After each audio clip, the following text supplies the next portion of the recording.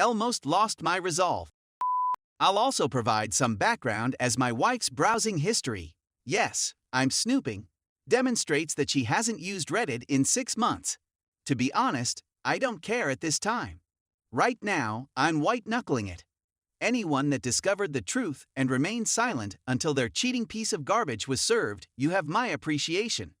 This is extremely difficult. I arrived home late on Sunday.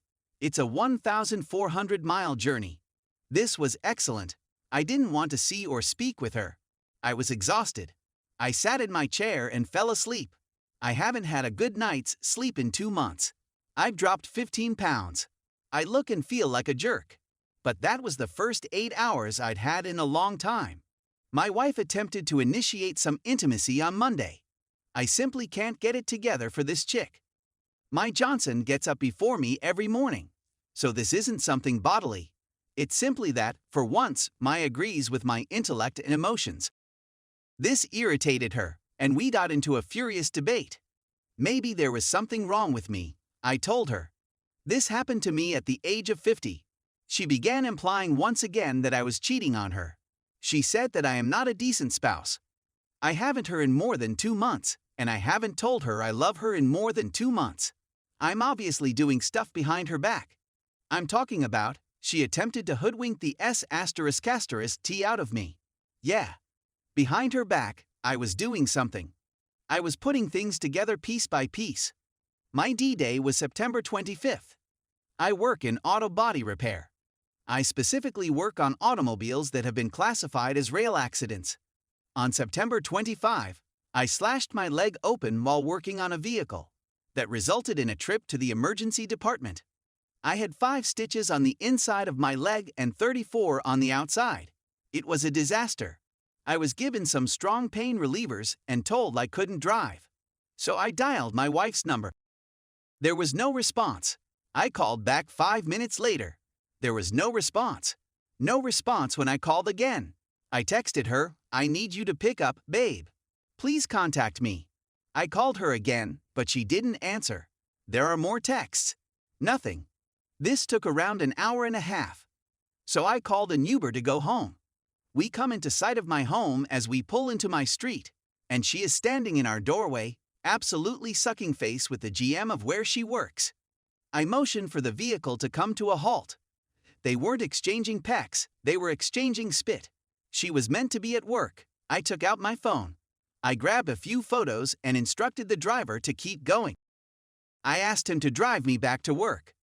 For 4 hours, I sat in the break room. Place your head on the table. Numb. My heart has been shattered. When the analgesics wore off, I returned home by car. I was in agony from my leg, as well as from everything that was going through my mind. She wasn't home when I arrived. She returned home a few hours later. She behaved as though she cared. Perhaps she was, perhaps she wasn't. I'm not sure. When I inquired how her day was, she made up some nonsense about work that day. I knew it was nonsense.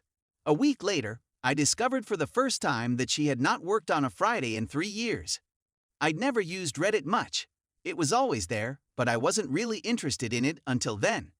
I was hunting for information on dealing with cheaters when this sub up, along with YouTube videos. So I've been reading things here. I'm just trying to figure out what I'm supposed to be doing right now. I was reading about all the red flags and simply repeating, yeah, sure, yep. That describes her to a T. I was always on the phone. I'm always texting. I can't answer my phone or messages for some reason. She had no clue I was in the emergency room attempting to reach her and messaging her until last Monday. She hadn't even glanced at our conversation log in 2 months. Not at all. She was ranting at me about becoming a better spouse. That I don't do enough for her. I was so enraged that I grabbed my phone. The conversation log from her hands and slammed it in her face. I showed her the unanswered text messages. I seldom shout, but I yelled at her because the one moment I needed her to be there for me, she was gone. She took out her phone and glanced at it. She then left the home for a few hours. When she returned, she apologized and then lied right in front of my face. Oh, she had a difficult day at work that day. She didn't notice since she was so preoccupied. The fact is that she was too busy her employer at my home to answer her phone. so she was unaware of the calls and messages. I've snooped on her phone, laptop, and iPad between that day and today. I discovered that I could see all of her from one of her old phones. I put cameras around the home. For 2 months, I've been watching her cheat on me in real time. Let me tell you a story. I've always assumed that Apple goods are for. They really are. Cheaters should definitely switch to Android or something, since Apple syncs everything. I've discovered that she hates that child, not just dislikes him. Probably because his presence at my place throughout the summer was suffocating her style. This affair has been going on for years, according to what I've learned. It's not only her boss, I've discovered. One of the guys she has been is someone I have known and worked with for over 14 years. She collaborates with his wife. His wife has been assisting her in concealing her affair with her employer. They up by introducing me to her. They were there when I proposed to her. They were there for the wedding.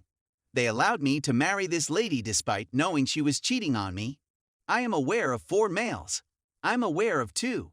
2, I'm not sure. They slept in my bed. I'm sitting on my sofa. I dine at my kitchen table. I'm in the shower. These jerks have washed their balls with my soap. I went up to my deer hunting property to get away for the weekend. I had invited her. I constantly invite her to accompany me everywhere I go. She constantly says no. When I arrived home, I simply stood there watching this procession of guys go in my house and my wife. Between the 2 of them, she didn't even shower or clean herself. What a pig he is. Yes, there is a camera in the bathroom as well. The same thing happened when I traveled to Chicago for Thanksgiving. She spent the whole weekend at my house banging different guys. I'm in my bed.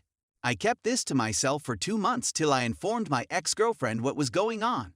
I'm wearing a peaceful mask, but I'm just inches away from Hulk smash mode. I was going to confront her about her infidelity, but all I did was eat the falsehoods she fed me. I apologized about the squabble. I told her I was going to see a doctor about my erectile trouble. And then I read her messages to her supervisor in which she refers to me as a limp and expresses her eagerness for Friday.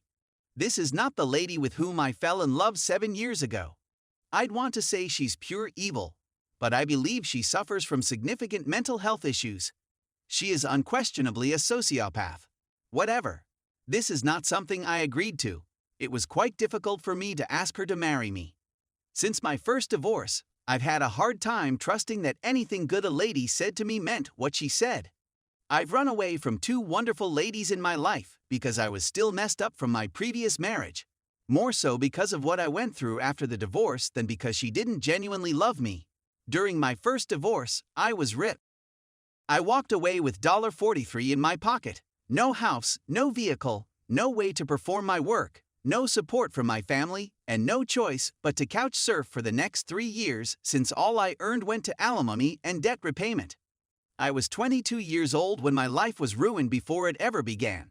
My 24th birthday was spent on my friend's sofa, intoxicated, with a pistol in my mouth, weeping like a baby because I didn't have the stones to do it. There was no light at the end of the tunnel for me. So ever since that day, I've kept $43 in my wallet as a reminder of the lowest I've ever been. I'm not saying that's where I'm at today, but that's how I felt after that. Yeah, I'm wiser and have my covered this time.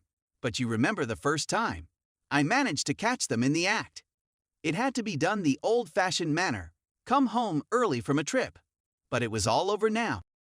The extent of her gaslighting was her stating it's not what it seems to be and then yelling at me to stop beating the out of my brother and his buddy. Don't do this. This cost me a lot of money throughout my divorce. But it was all over now. There was no nonsense. Nothing could be argued against. Everything I've gone through in treatment has vanished. This time, it's the long process of deception. I'm keeping everything in. All the time, I'm being lied to. She lies even when she doesn't have to. I get the impression that every time I blink, she another man, I'm no longer in love with her. To be clear, there will be no resolving this. I've completed my checkout. My wedding anniversary will go down in history as a day that will be forgotten. The day after Pearl Harbor. I'll make certain she remembers it. However, the seconds seem like hours. I'm exhausted and I'm suffering from a persistent headache. Everything I've gone through in treatment has vanished.